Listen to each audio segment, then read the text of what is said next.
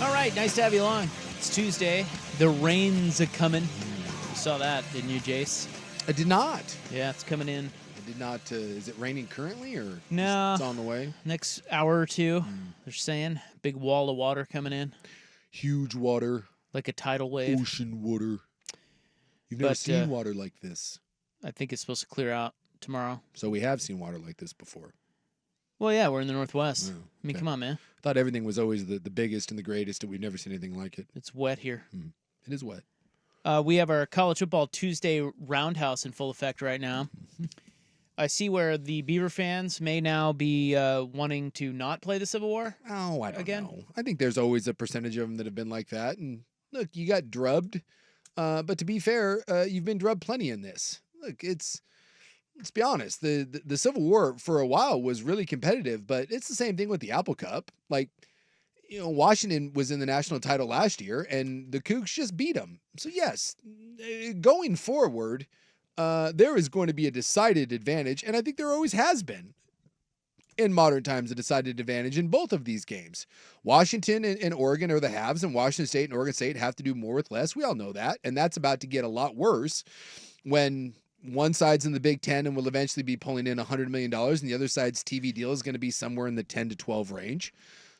Well, So do you not want to do that simply because there's an advantage on the other side? Well, I think I don't know. It just seems to me that the flow chart of how collective Beaver fans feel about playing that football game is quite windy.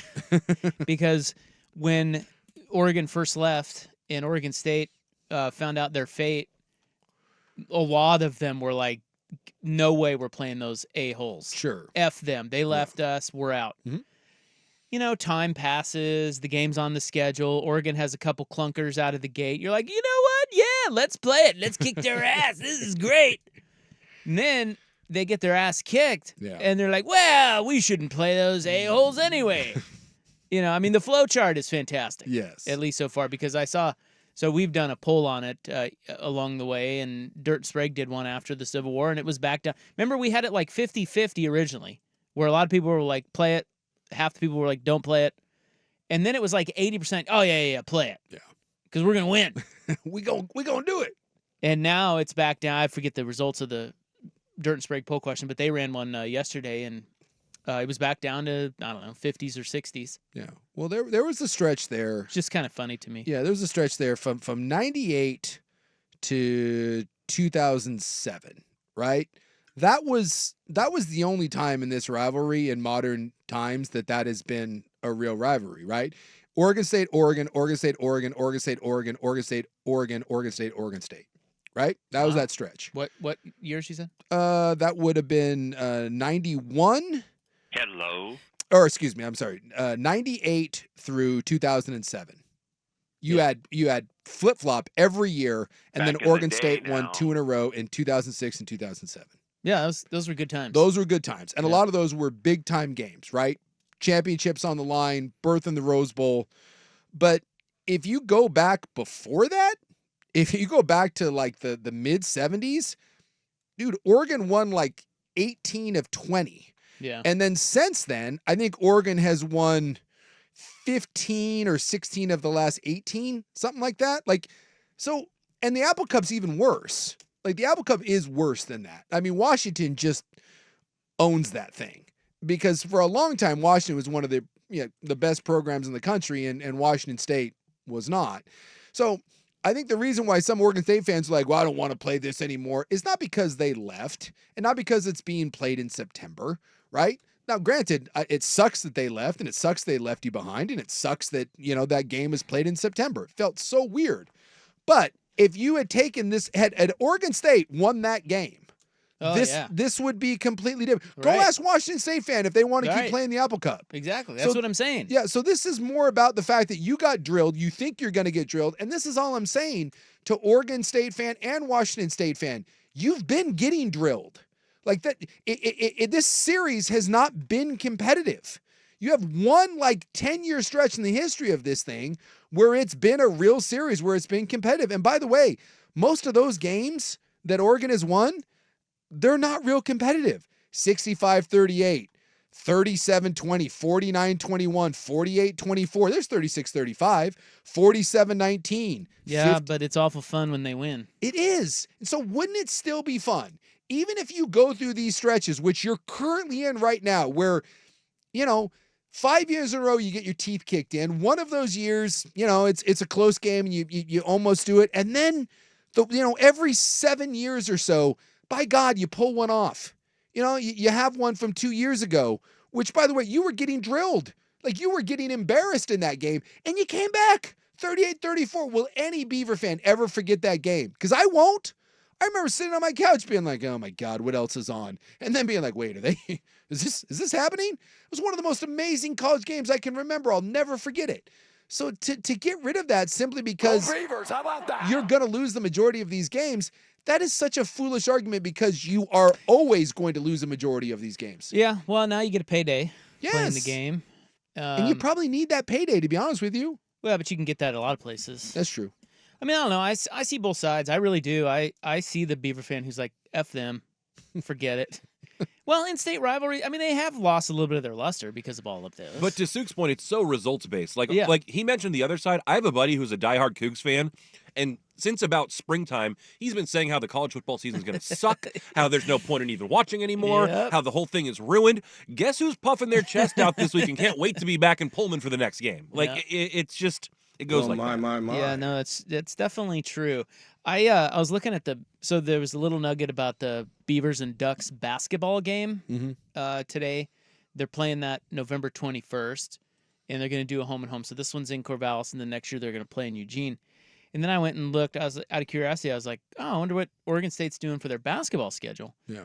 And so I went and looked on there, and I've totally forgotten, but they're playing that West Coast Conference schedule. They're playing UP and Gonzaga. Mm-hmm. And honestly, I sat there like, and I know the Beaver fans not going to think this, but as an impartial observer, I sat there and went, you know what? That's fantastic.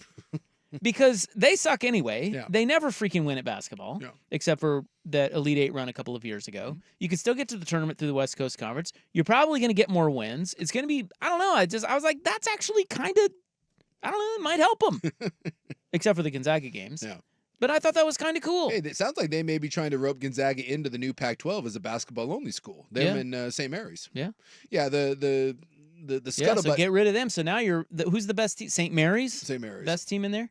Oregon State going to be one of the better teams in the West Coast? So the scuttlebutt is that you're making a swing at Tulane and Memphis and then trying to pry UNLV away from Nevada and then getting Gonzaga and then maybe St. Mary's as basketball-only schools and calling it Look, good. Here's all I'm saying. These changes aren't all that bad, are they? Are they? I mean, yes, I get they it. Are. I think the worst part. Well, the worst part is the money. That's the money. The money hurts. The TV revenue part is really it's terrible. Because I mean, I was thinking this weekend. They're telling us that the gap between the haves and have-nots is widening. Yeah. It doesn't seem like it is because Memphis just won at Florida State and UNLV beat Kansas and Toledo won at Mississippi State. Sure. And I think there was even another group of 5 that beat a Power 4. Well, Northern Illinois. Well, but there was another one last weekend. Oh, and then you also had Northern Illinois beating Notre Dame. And you see, and Idaho just giving Oregon a run for their money. You look at these games and you go, well, it's not really widening, but I think over time, as the financial gap widens, that's where you're going to see the widening. Yeah. That's the crappy part. Yeah. But in the short term, I mean, I think it's more fun to see Oregon State possibly having a better football season with their current team by playing Mountain West competition than getting drubbed in the Pac-12. Yeah, I mean, and that's all up for debate. Do you want to? And we talked about this, and it's there's no right answer. Do you want to be the big guy at the little kids table, or do you want to be the weird uncle at the big boys table that no one wants to talk to? So and that's just. But when at the end of the day, when schools are going to be raking in $100 million a year in their TV deals, and you're making 12, you can't tell me that isn't just devastating. It just is. And yes.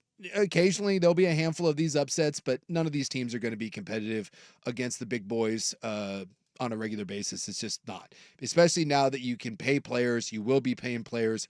The athletic gap that's already there. And when you watch Oregon and Oregon State on the field, dude, the physical gap is enormous.